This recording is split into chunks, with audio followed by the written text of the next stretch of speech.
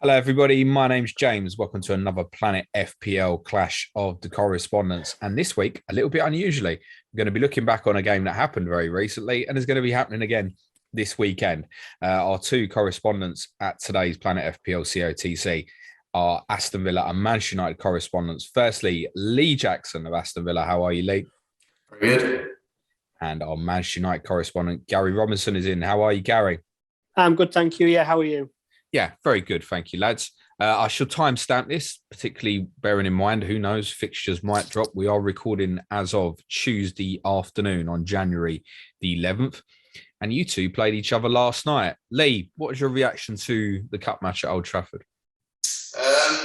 Good performance from a Villa point of view. I thought we probably deserved to win it. I thought we were the better side, slightly.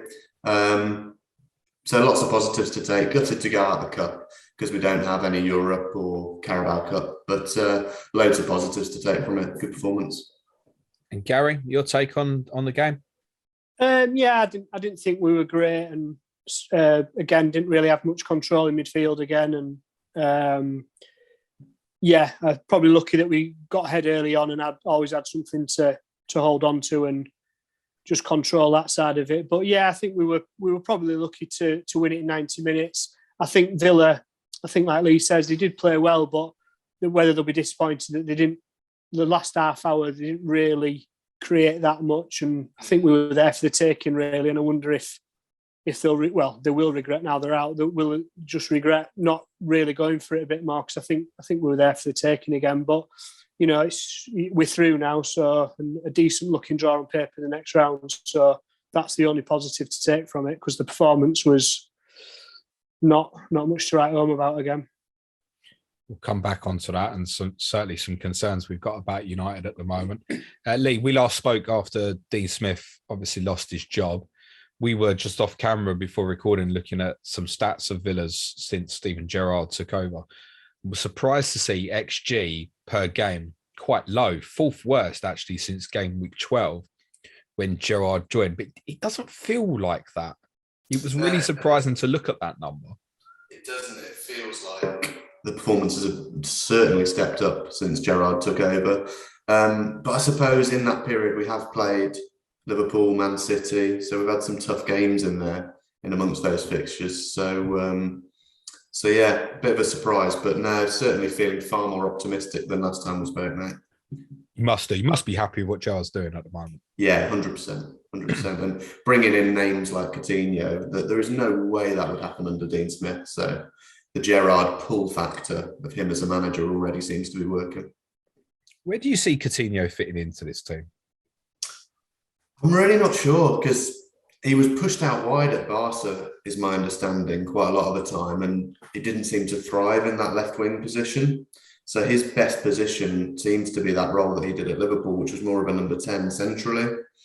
And I mean, we haven't got a number 10 who's been playing number 10 week in, week out for us. Buendia's probably our number 1, number 10 on paper, but he's been pushed out wide the last few weeks and he's looked great from a wide position. So I probably see Coutinho, when he's fit, if he's going to be playing every week, that he will probably play in that kind of number 10 position, would be my view. So it's very much kind of 4-3-3 generally at the moment. Do you think that means a change of shape then? Yeah, I think so, potentially. Could be a 4-2-3-1. Do you think you could play as one of the midfield three in a deeper position? Like sort of how Jacob Ramsey's playing positionally at the moment? I really don't know. I don't see why not. I mean, he's certainly technically skillful enough to do that position, ping out those passes. I mean, you do see quite a lot of players later on in their career doing that, don't they, where they sort of come deeper and no longer have the legs to be up and down the pitch. So yeah, why not? Maybe. You think he'll go straight in for the game on? Is it Saturday night, the game between the two of you? Yeah, Saturday tea time, is it? Do you think he'll go straight in, Lee, Coutinho? It's so hard to say, isn't it? I've just got a feeling, and that's all it is, that he won't be straight in. I think he'll probably be on the bench as a first match, just because he hasn't played in so long. Because we obviously all really want to know what's going to happen with Villa, because obviously your exit from the Cup on Monday night has opened up this possibility of and again, we don't know at the time of recording, this possibility of a double, even a small outside chance of a treble game week in game week 23. Your scheduled fixture at the moment is Everton. And even if you don't have a double, your fixtures coming up are Everton away. This is after United. Everton away, Leeds at home, Newcastle away, Watford at home, Brighton away, Southampton at home. Brilliant run up to game week 28. And we know you'll definitely have a fixture in game week 30 against Arsenal, as you're obviously both out of the competition. The missing game in there is West Ham away. So even if you don't have the doubles, they're going to come at some point. Villa assets are really of interest at the moment. So getting information on Coutinho at the weekend would be bloody handy. Yeah, and also what price he's going to be. A bit weird, actually, that FPL haven't released that yet. I think that's because he was only officially registered yesterday. Yesterday from time recording on Monday. So I imagine by the time this podcast released, he probably will have a price. But what would be a good price for him? You may as well speculate. I think if it's lower than 8, it's a very good price. I expect it'll be about 8. I think he'll come under that, mate. I think if he does, then that's could be a real option. It just depends whether he's got the legs to play every week or whether he's going to be used as a sort of, we're winning the game, let's see it out, bring him on for the last half hour, control the game. I see him in the 7 to 7.5 range, actually. Yeah, any thoughts on that, Gary?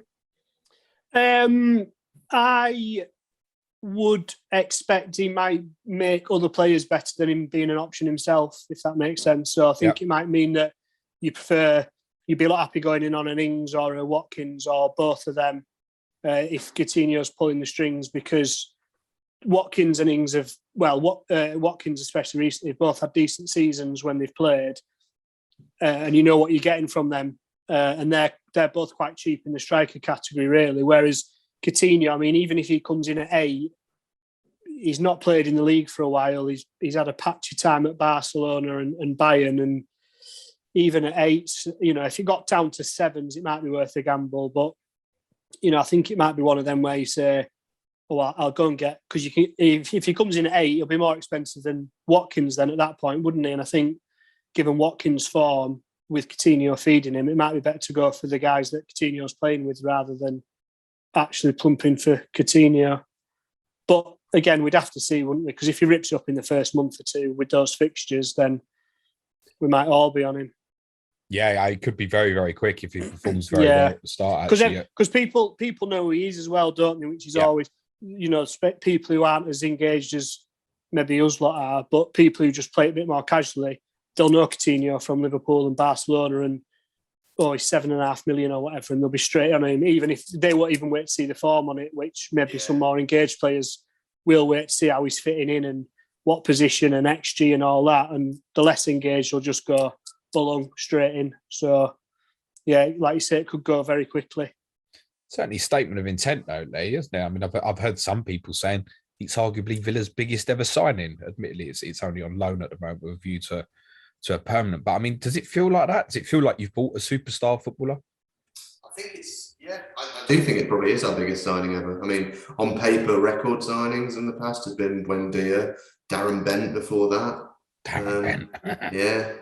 It probably is our biggest signing ever. We've never really splashed the cash to that extent where we've signed a superstar, a player that, let's not forget, not long ago cost Barcelona over £100 million. It's big money. And the rest, mate. And the rest. Yeah. And we think at time of recording, there's definitely at least one more incoming as well. We think Luca Digne is obviously joining you. Is he a big upgrade on target, in your opinion? Yeah, I think he is. I've got a lot of time for Matt Target. He's played nearly every minute since he joined us when we first got promoted. Been a fantastic servant, but he's not quite good enough anymore. You look at that Villa team and you do look at it and go, you know what, left back, that's probably the weak spot. And you just contrast it with Matty Cash on the other side, who goes forward well, crosses well, tracks back well, and he's just not in the same ballpark as Cash or as Luca Digne, in my opinion. Digne at 5 million could be astonishingly good value really quickly, couldn't he? But it's interesting that I've been very hesitant on Matt Cash because my outlook's been, do I want to pay that much money for a Villa defender? So is it different from Digne to Cash? But then so many have obviously fallen into buying Luca Digne. What was he, 5.5? The Luke Shaw price, obviously, Gary. at the start of the season. Why would it be different now at Villa than Everton? Because I think we all thought in pre-season Everton would be better than what they have been, obviously. Being certainly an interesting one to follow again because of these fixtures coming up, Lee. It could be that, the double up, conceivably, for the actual game week 23, should you have a double. Gary, I want to talk about what's going on at United. What are you making of Ralf Rangnick's start so far? What's your feelings on him, firstly? Underwhelming, I would say. I think I don't think it's been as bad as people have made out. We've lost one match to Wolves, who are a decent team and can be difficult to play against, and all the rest of it. But the Norwich game. I mean, look at Norwich's results since. People are beating them comfortably, and we struggled. Won with a penalty. His first game, Crystal Palace, we were good for half an hour, but again, laboured to win late on. Newcastle, we got away with Newcastle, we were dreadful. And look how bad they've looked around. That's the other thing. It's not that we're playing teams into form or we're running into them on a good day. We're playing these teams, making them look amazing, and then a week later they're looking absolutely awful. We beat Burnley pretty comfortably, but Burnley is struggling at the minute. Wolves I've just mentioned yesterday. We weren't great again. I think that might be all the matches we've played under him. From the 5 league games, you got 10 points. It's 2 points per game. It's what you'd be aiming for if you go in the fourth. You have that over the season consistently, you'll definitely finish fourth. But I think that would have been your minimum expectation from them 5 games, wouldn't it? Yeah, I mean, 10 from 5 as a number looks all right. But when you consider that's Burnley at home, Wolves at home, Norwich away, home, Norwich and Newcastle Palace home, and Newcastle away. I mean, 10 points from those particular 5 matches, I think by the end of the season, that'll look below average of what most other teams will do. And that's where the problem is. And it's not just that. It's the idea apparently was when he came in that he was going to start implementing this great style that he was, the modern forefather of pressing, or all the other nonsense that got spoken about him. We don't look, I mean, it's a small sample size, but as it stands, we don't look like we're pressing any more than we did under Solskjaer. We don't look to have any great tactical approach. We don't look any better coached, I don't think. This 4-2-2 formation he seems obsessed with, it doesn't really get the best out of anyone, apart from possibly it makes Fred and McTominay a bit more secure, but they're quite limited players anyway. It probably helps Ronaldo a bit in terms that he's got someone with him, but our best players and long-term our best players are all either number 10s or wide forwards, and this formation completely cuts all of them out. It doesn't suit Fernandes, who's been our best player until the last 2-3 months. It certainly doesn't suit Rashford, who seems to be going through a confidence crisis. Yeah, I agree with that. Yeah. So, but it's not helping him either. It's not helping Greenwood. Martial's obviously out of the picture. Sancho, again, it doesn't seem to have helped Sancho either. So it's not really getting. It's just helping Ronaldo, really. But I mean, how many has Ronaldo scored under Rangnick? It might be 2, is it? A tap-in against Burnley, that rebound, and the penalty at Norwich. So it's a small sample size, but given the teams we've played, and given what, say, someone like a Conte, and I know Spurs' fixtures have been pretty soft under Conte, but there's been a definite. You can see the difference. You can see the difference between what Nuno was doing and what Conte is trying to do. You can see it, and sometimes it's not going to work. And against the Chelsea or whatever, but we're struggling against poor teams. And is this build? What kind of foundation is this building for anyone? Because I don't see it. And the talk of Pochettino coming in, well, Pochettino won't play this formation. Ten Hag, who seems to be the other one on the list, I've not watched a lot of Ajax, but I've never seen, Ajax don't play this way either. I just can't quite work out the logic of it. And obviously, Rangnick's held in really high regard, especially for obviously in Germany. There's a lot of German coaches who kind of point back to him as kind of like a disciple, that they follow some of his methods, be it in terms of system, tactically, with and without the ball, whatever. Do you think it's possible that he's managed under 100 games as a manager in the last 10 years? Do you think it's possible, the fact that he's a good philosopher, but perhaps not a great manager? Well, the based on what we've seen in 2 months, and like you say, he's managed one or two seasons in the last 10 years. Fair enough, Tuchel and Klopp and whoever might say he's been an inspiration to them, but so far there's no connect to that, and more importantly, I think the players clearly aren't buying into it yet. This is a guy who's managed Lokomotiv, or was a director at Lokomotiv Moscow until 2 months ago. And whatever you say about the modern day player, if a proper manager comes in like a Conte, it means something. Or even a Mourinho. Obviously, I know he has his flaws, but that strikes a chord with players. Clearly, Rangnick isn't getting anything from these guys. The leaks coming out of the club at the minute, and some of that will just be made up paper talk and agents, but there's no smoke without fire with all these leaks. The leaks coming out of the club are absolutely astonishing at the minute. Every player's leaking something. Raiola's at it again. Ronaldo's unhappy, apparently. It's clearly those players aren't buying into it. And, all these German managers can say that Rangnick's an inspiration to them or whatever, but there's nothing there. He's not won anything of any note. He's not managed anyone of any note. And clearly the players they're not having him, are they? That's the long and the short of it. And the other thing is, will they even bother trying to have him? Because he won't be there in 5 months, will he? As the manager, I think that audition, if he was going to try and give himself, he's going to be at the club, right? Well, he's going to be at the club in some sort of director of football type role, but. If we're going to get, let's say we get a Pochettino, for example, well, Pochettino is going to mean more to these guys in terms of a modern player. They'll all have played against a Pochettino team. Some of them, I don't think any of them will have played for Pochettino, but they'll know people who have played for Pochettino. That will mean more, and especially if he comes off, I know it's only the French league, but if he comes off the back of winning a couple of trophies in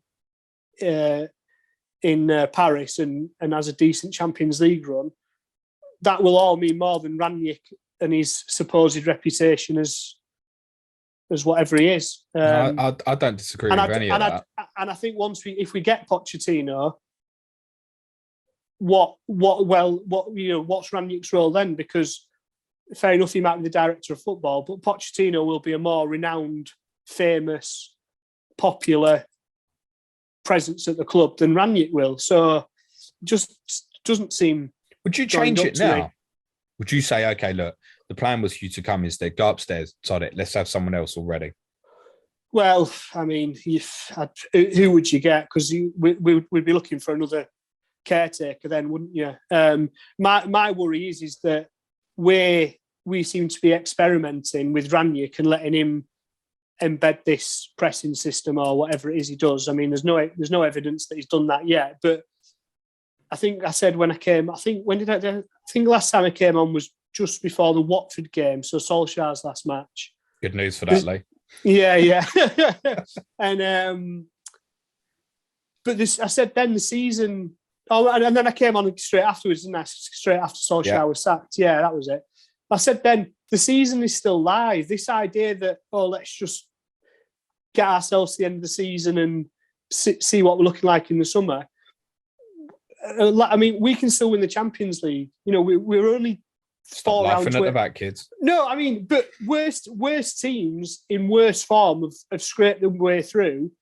We're still in that. We should be comfortably in the top four, given how poor this Premier League season's been, and yet we're going to be in a fight to that till the end of the season.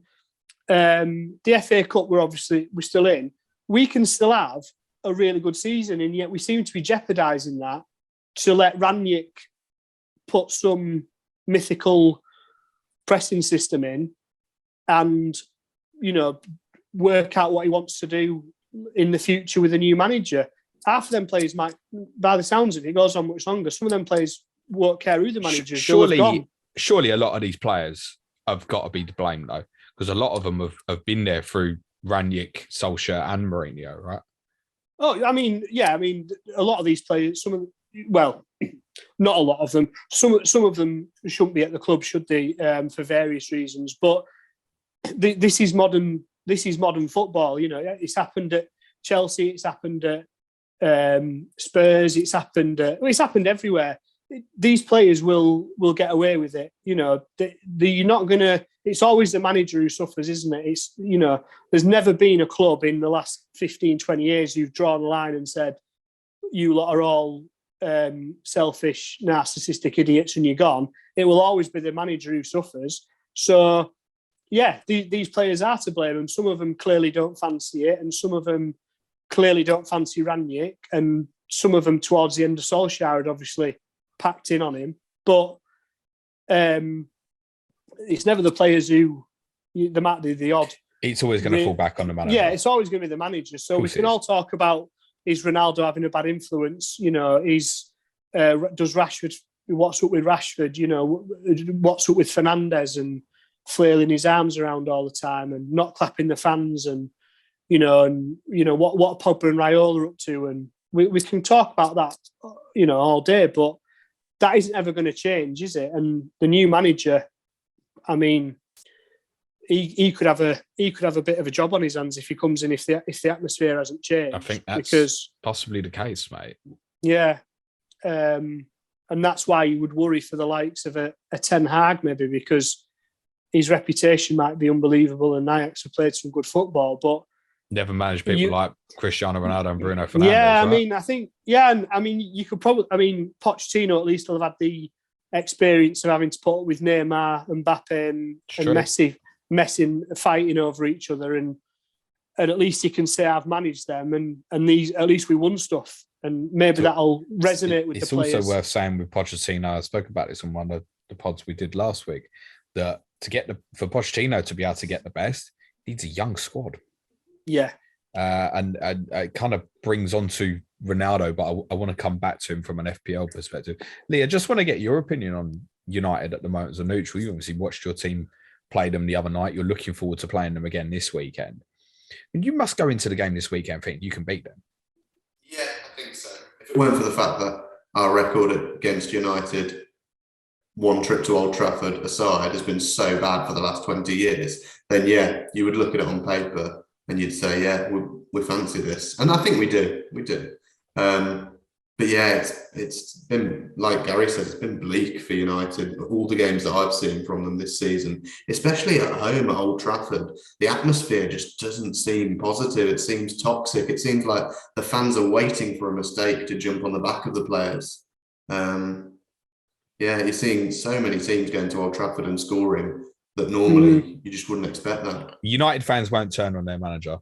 They've known that from the Ferguson years. So whether it was Moyes, Mourinho, Solskjaer, didn't matter. There was never a turning on the manager within the football stadiums. It probably puts a little bit. I mean, that's a good trait for a set of football fans to have, but it probably builds a quicker sense of anger directed towards the pitch. And I think a few people will feel like what I said, like, how many times are these players going to get away with it? The guy's been in the door a month. Do you want to give it a chance? Because I've watched back all of that first half hour against Palace, Gary, and you were great. Yeah. But that was it. We've seen nothing since. No. And I think Lee makes a good point there about the fans and the atmosphere. I think another thing that doesn't reflect well on this set of players is, since fans have come back in the stadium, a lot of those players are frozen. Because while there was no one in the stadiums, we were, 20-odd matches unbeaten away from home. 27, was it? Oh, I can't remember what it ended up at. We were second in the league, third in the league, cup finals. Since fans have come back in the stadium, a lot of those players have regressed alarmingly. I mean, Maguire, Shaw, Rashford, probably the biggest three culprits for that. and I'm sure it's not all down to fans just being back, but the difference of our form since like lockdown form versus fans back in the stadium form is incredible, really.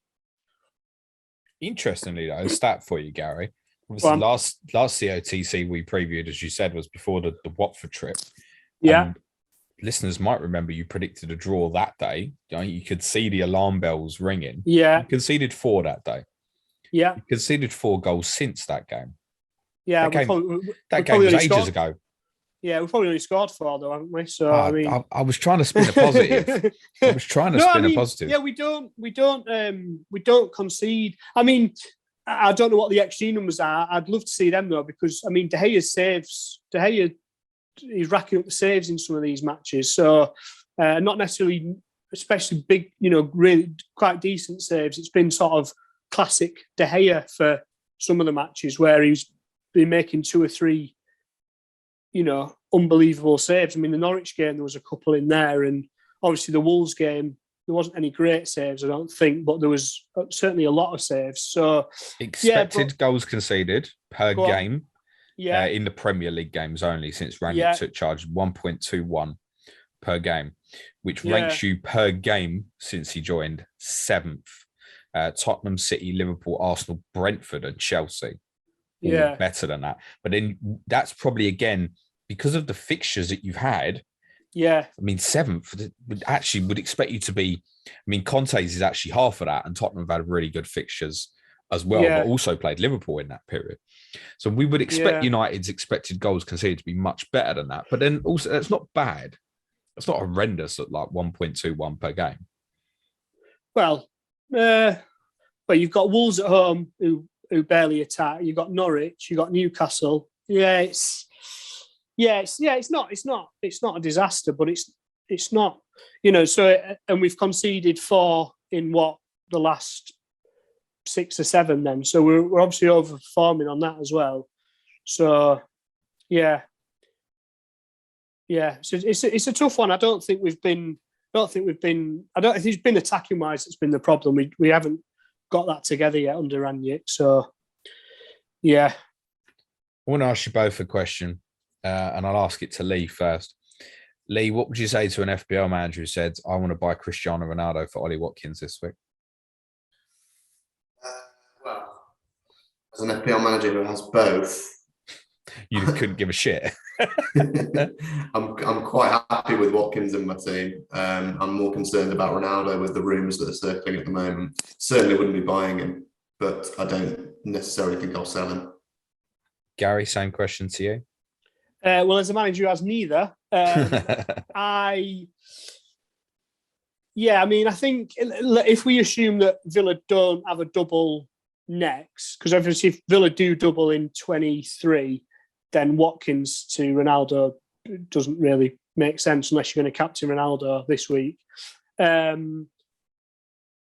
It's a tricky one, that, because you've just gone through Villa's fixtures there, and obviously the money that you would save. So I don't know if it. I mean, it speaks volumes, though, doesn't it, about Ronaldo right now? Well, it should be a no-brainer that Cristiano Ronaldo with a double game that includes Brentford. Even if we accept that Villa have been decent and Gerrard's quite a defensive manager. We won't like that.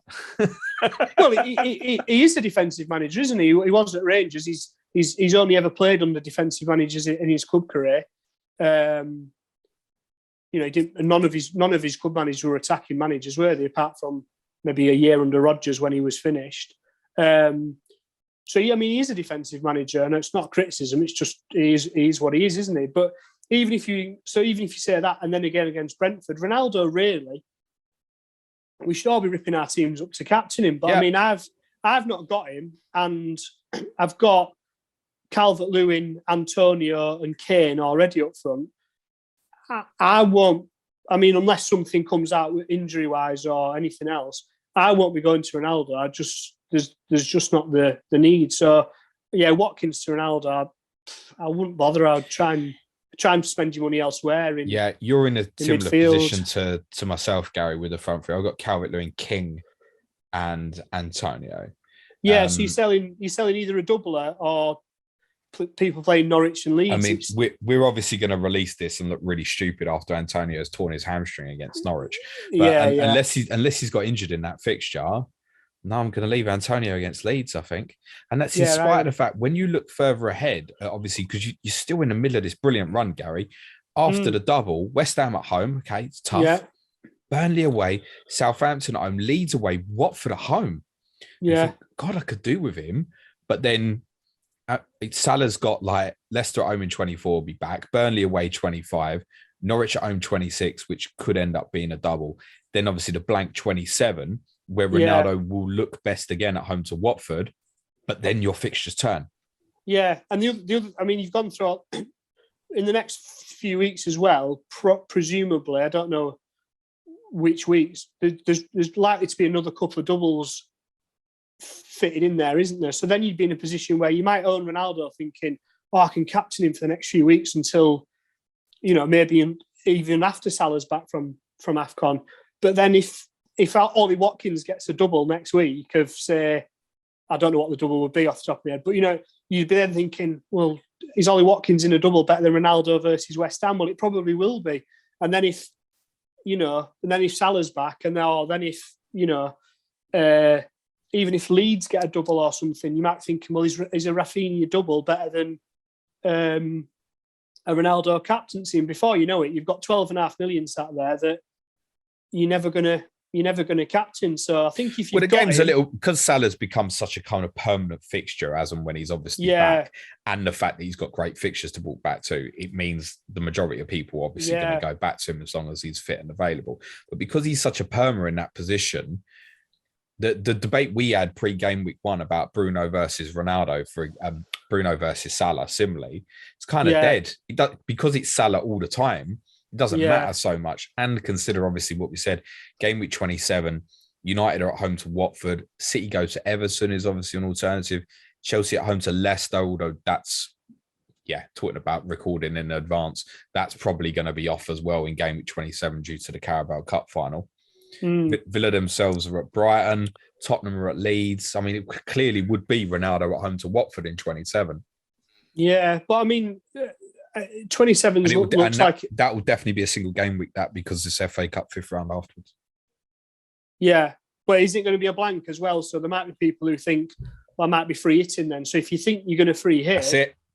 Then that might be where you think, well, I don't really want or need Ronaldo.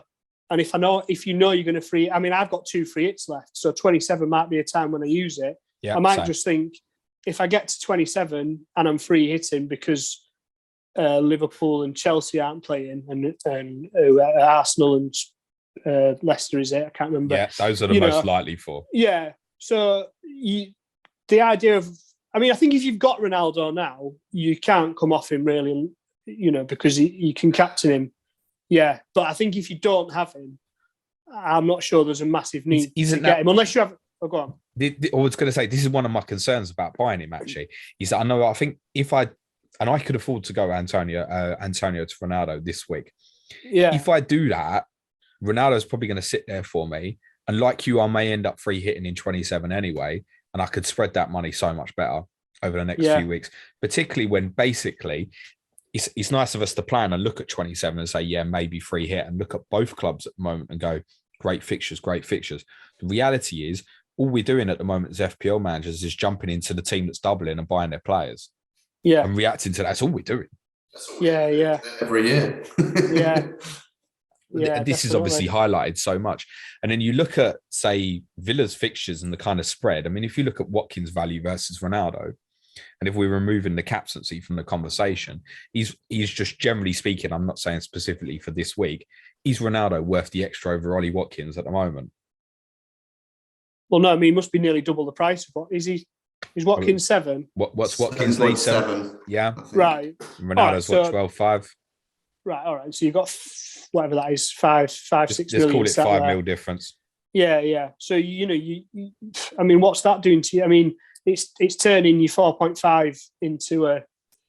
Well, it could be turning 2 4.5s into Trent and Cancelo, for example, couldn't it? Yeah. For example, or turning your 4.5 into Coutinho if you want him, or with 3 million spare. So And the other thing is we're not Ronaldo's. I'd say Ronaldo's ticking over this season. I might be wrong. I don't think he scored more than one in a game, has he, apart from his debut? I think that's correct. It was a goal and assist against Burnley, wasn't it? Yeah. So you're not getting the explosive Mm. 2 against Arsenal. Yeah. All right, 2 against Arsenal. Sorry, yeah. So you've got three double hauls there. Tottenham away as well, which I mean, that was the best and the worst. That was a goal and assist. That was goal and assist, wasn't it? Yeah. That was Tottenham's best result of the season. You beating us 3-0. You think about it in hindsight. I know. Yeah, you'd have been stuck with Rangnick if not. Lee, I must ask, right? I know you're on free hit now, actually, but if you were free hitting in game week 22, which Manchester United assets would you go for? Bearing in mind, one of the games is against your own team. Ronaldo. Well, like I said at the start, the only thing that's put me off Ronaldo is these rumours circulating that he's not happy and he wants out and all this stuff. If we park that and ignore that, asked me a week ago and I would have said Ronaldo 100%. And I still may well end up captaining Ronaldo in 22 with a double. I don't think you can really look past it, especially if there's no one else who's really jumping out to me for the double. Which United players would I be getting for the double? Dallo seems to have lost his place, doesn't he? He's now become a bit...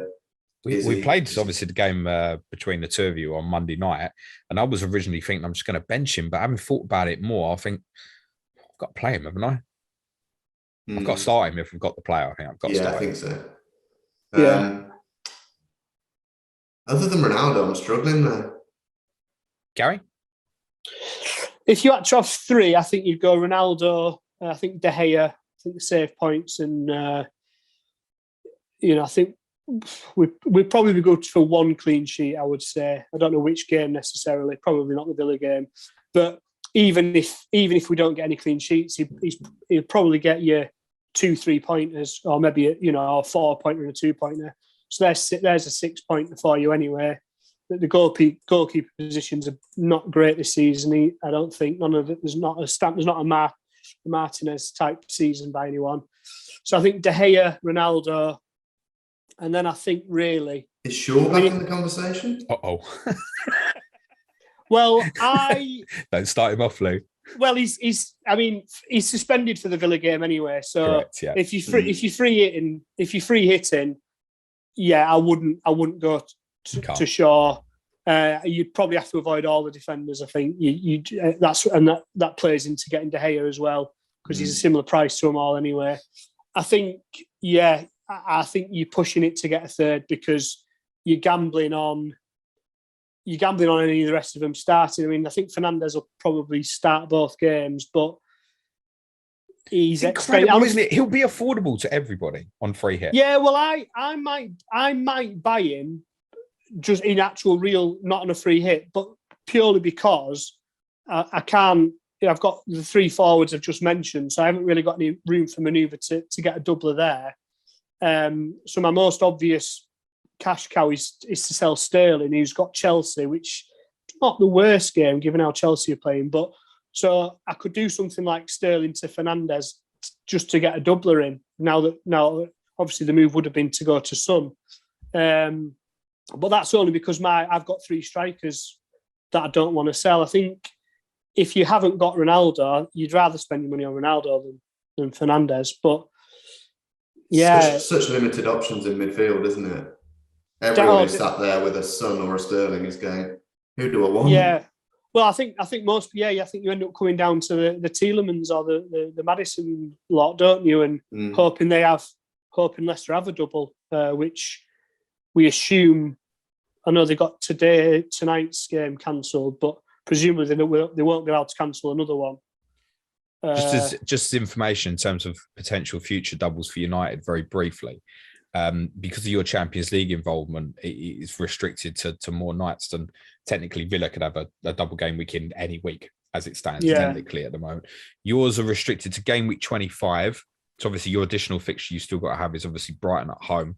You've got Southampton at home in 25 as well. The other one that's available is game week 28. Your other fixture is the Manchester Derby at the Etihad. Okay. But suddenly you could be going from 22 double, West Ham at home, Burnley away, to double of Southampton at home and Brighton at home. Mm. Then we want the players. But I still genuinely think, I feel like right now, the only two viable assets for United, or from United to buy, are the goalkeeper and Ronaldo. And Fernandes, I think, is one. I agree with what you're saying, Gary, and I won't rule him buying him at either. He's a good placeholder for Salah, with obviously Son now out as well. Yeah, definitely. Yeah. Lee, similar for you, I think you're going to have a double in 23. So your first fixture's Everton away. I think Burnley at home looks more likely to me than Leeds away on FA Cup fourth round weekend. As I said, there is a small possibility that both fixtures could get put into game week 23. In any case, if you had a double of Everton plus one of Leeds Burnley, it's a very attractive double either way. Best free Villa assets, in your opinion, if you were to then free hit in that week? If I was free hitting, Watkins, Cash, Martinez. Martinez isn't being spoken about because obviously you don't want to make goalkeeper transfers, but any game week he can hit double digits. Hold. Yeah. And he's kind of flying under the radar because he hasn't done it that much this season. I agree with that, which is part why, Gary, I'm considering captain David De Gea this week. Yeah, I don't think it's the worst idea. Like you say, I think the worst that you'll get from him is, I think, sort of 2-3 pointers. Even if we conceded in both games, I think the save points will probably be there. So I think you'll average 2-3 pointers. That'd be 12 as a captain, which is, that's just like you striker scoring, isn't it? So that wouldn't be the end of the world.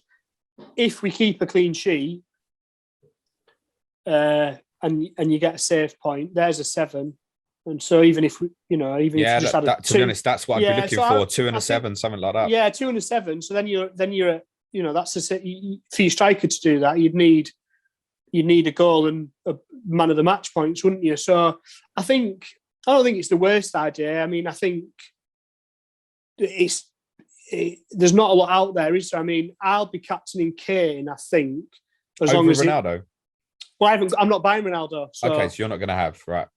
Yeah, because I've got Calvert-Lewin and Antonio, so there's no room for manoeuvre there. And obviously, Kane to Ronaldo's won't be a good way of going. So I think I'll go Kane as long as that Leicester game looks like it'll be on. But I don't think, apart from Kane and Ronaldo, unless you want to take a gamble on one of the Watford strikers, because their games look good, but I don't think they'd be the worst. Though, wouldn't they? Newcastle and Burnley. Yeah, I mean, because there could easily be games where they get, Josh King could get 2-3 goals over the two of them, or Dennis, but you could easily be looking at 2 1-0 defeats in relegation, 6 pointers, and you think, why have I just captained Josh King? Whereas, I honestly think De Gea must be top 5 captaincy options this week. I mean, unless you want to go a Leicester midfielder. Well, I think to be honest, as it stands at the moment, my most likely choices would be between sort of De Gea, or I've got Josh King, maybe Maddison or Barnes if I decided to pump one of them. Yeah. And then maybe Fernandes. I mean, I couldn't captain Bruno Fernandes at the moment. I would go De Gea over Fernandes, I think. Yeah, I think if I bought Fernandes, you'd do it. I think I would, because I think you know what you can get from him. But I mean, his returns this season. I mean, if you take that opening day out when we didn't have Ronaldo, his returns have been. I think it might be 2 goals, 4 assists or something. You'd be. I don't know. I don't know. I think you're looking at the Leicester midfielders over Fernandes, aren't you? But the only other thing that would lead me towards Fernandes is that realistically, both our games should be on. Brentford and Villa haven't had any COVID issues recently. Wow, you just tempted that, didn't you? I know, yeah. But by the time this comes out, it'll be off, won't it? We won't even have a game. Imagine. But But I think, but I think realistically, our double is the most secure, you would say, given the fixtures involved. Whereas, I might captain Kane and Leicester might Leicester might bin off another fixture. Yeah, that's true. Or equally Maddison. You'd hate to captain Maddison and then lose the second game again. So that might be our reason to captain United player, that we've probably got the most secure looking double as it stands. I think if you've got Ronaldo, you captain Ronaldo, aren't you? Yeah. I think he's the outstanding choice. Personally, I would say because of the fixtures afterwards as well, I would prefer to buy Ronaldo over Kane as well. Lee, before we finish, just a couple of quick ones on Villa. I've got Jacob Ramsey. There's a few others might as well have been looking that way. Good punt with these fixtures to come, or will you be concerned about his plays? Nah, great punt. I think at 4.5 million, if he does drop out. It's 4.6 now, I think, isn't he? 4.6, still dirt cheap. You've got a bench to cover that. He's your fifth midfielder spot. He's incredibly good value. If you need to go there, he looks so confident. He looks like he belongs already, I think. Yep. And Danny Ings as an alternative to Watkins? Don't like it. Why? Just not sure that with Coutinho coming in, you've got another forward in there. Ings gets subbed most of the time at some point during the match as well. I just don't like that as a alternative. I just think Watkins is more secure to get minutes. Plus, Ings can pull a hamstring at any moment, as we know. Interestingly, Watkins 3.9 points per match this season. Danny Ings 3.8. They're the same price, 7.7. But I'm with you. I think since Gerrard's coming, admittedly, Ings has had injury issues as well. I get the feeling where we were concerned Watkins was just going to end up in a wide area. I feel like if he wants to play Coutinho and Buendia in behind, he's going to pick just one. I think it'd be Watkins. Actually, Watkins is such a workhorse. You're not leaving him out. Yeah, I'm in agreement with that. All right, guys, really good fun. That. Thank you so much. Let's do predictions before we go. Lee is the home team. Off you go, mate. 1-0 Villa. Gary? 3-1 Villa. Fucking hell. I hope you're right. You know what they always say in the comments, don't you? That United fan you have, he's so pessimistic. Yeah, they was all saying that after you predicted the draw at Watford as well. I know, yeah, I was optimistic. Look what happened. The manager, we got the manager sacked. So, yeah. All right, I'll tell you what, before I do mine, I'm going to ask you as well to predict. I'll ask you as well, Lee. Brentford, Manchester United. Put a correct score on that.